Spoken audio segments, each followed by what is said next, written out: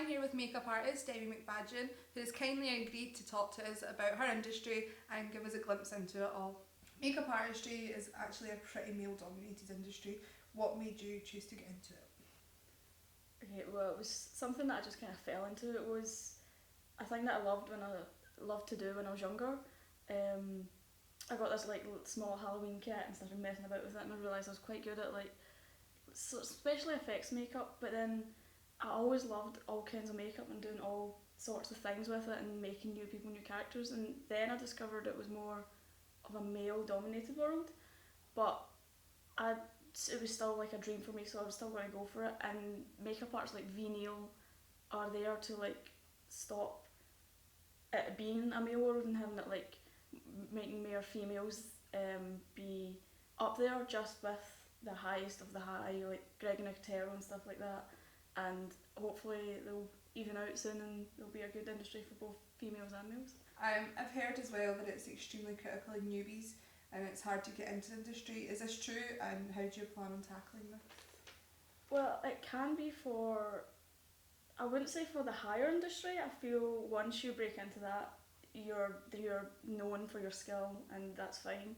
But for smaller jobs and things like that, a lot of people don't want other people to succeed, because they want themselves to like go higher. There's a lot of people now gathering and trying to stop that, and we are all trying to get together and just make just everybody succeed. If you have a dream, then you should follow your dream and you shouldn't just give up because other people are putting you down or whatever that. You should just get everybody to follow their dream with you rather than not helping anyone out or anything like that. So, Who are your main influences then, and why? well, my main influence was definitely Greg Nicotero.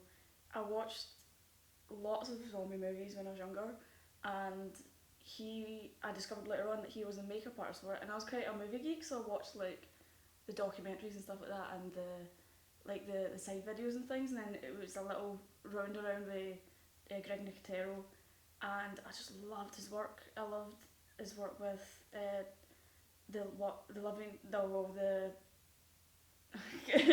I loved his work with Night of the Living Dead and Night of the Living Dead and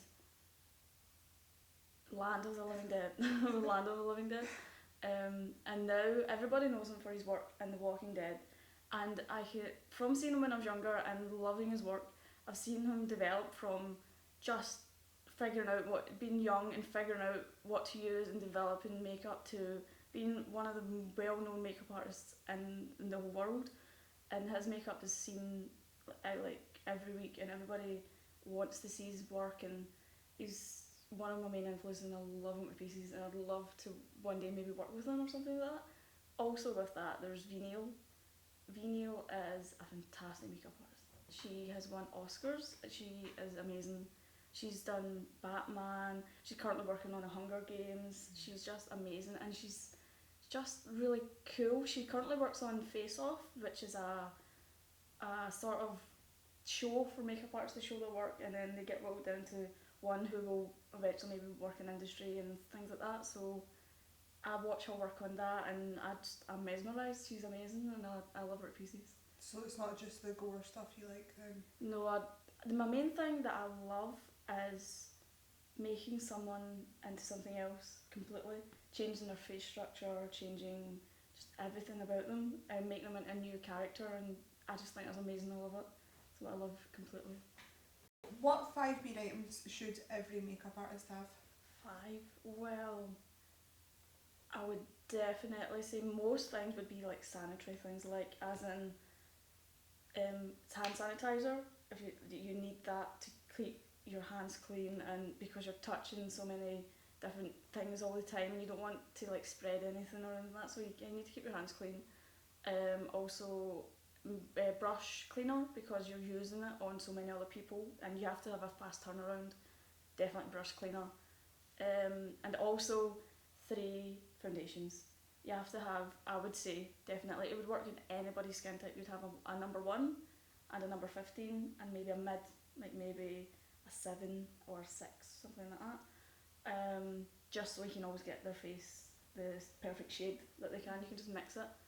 And also I would always have like maybe like hand towels or something like that, something that you can clean your hands quickly. It's just anything that will make you have a fast turnaround, that you can keep yourself clean, keep your materials clean, and there's not rubbish everywhere, and you can just keep going, do as many models as you can without having to stop, wash everything and then start again, sort of way. So what brand of makeup is your favourite then? Well, I discovered this brand, it must have been about 3 years ago, and I've loved them ever since. It's El Masca. I love them. So, to give us a good idea of what it is Demi does, she's kindly offered to give us a quick example of a gore look, and I'd like to say a big thank you to our model Kerry O'Neill for helping us out. Call off the gang fight, I'll drop the gun. I've sussed the system, I know where we all went wrong.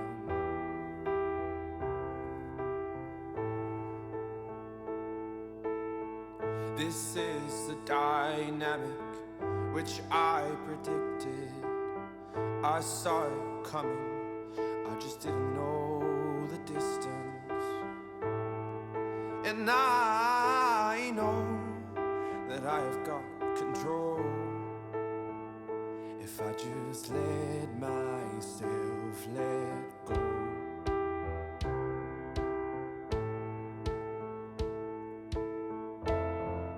And I know that I've got control, I can save my soul. And I know if I help myself, I can help the others, I can help the others. Cough up the sickness, rid the disease. It's an addiction, not what you need. Big thank you to Demi McFadyen for talking to us today and for expressing all of her opinions, telling us about her aspirations and goals for the future. To find out more about aspirational artists, just click the link below that I'll be leaving for our full package. And I